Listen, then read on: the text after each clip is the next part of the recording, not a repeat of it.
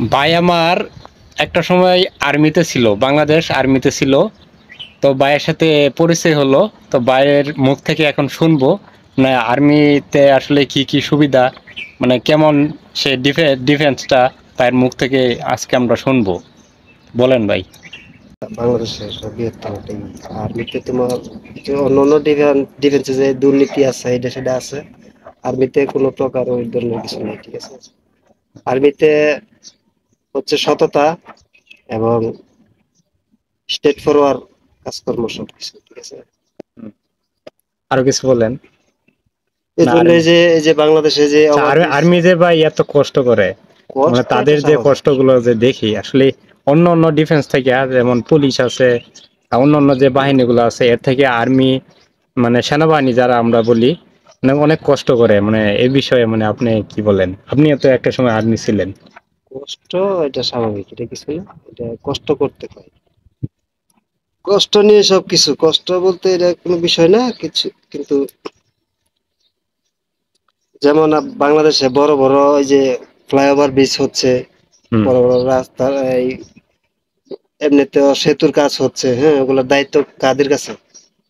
বাংলাদেশ আর্মির কাছে। সেনাবাহিনীর কাছে, হ্যাঁ। সেনাবাহিনী, আসলে সেনাবাহিনী যে ডিফেন্সটা আছে আসলে এই ডিফেন্সটা আমিও খুব সম্মান করি, খুব ভালোবাসি। তো যেহেতু আপনি একটা সময় আর্মিতে ছিলেন, আসলে আপনাকে দেখে আমার খুব ভালো লাগে। কারণ আর্মি এমন একটি মানে বাংলাদেশের একটা ডিফেন্স, মানে কি বলবো, মানে তাদের যে চলাফেরা, তাদের যে কালচার, মানে এগুলো দেখে মানুষ অনেক ভালোবাসে।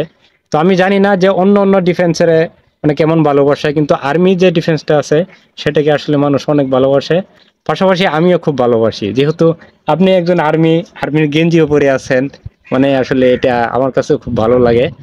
তো ভাই আপনি আহ কত সনে আপনি আর্মি থেকে রিটায়ার করছেন নাকি আপনি? না, এমনিতে এসে পড়ছে। এমনিতে এসে পড়ছেন? 2005-এর।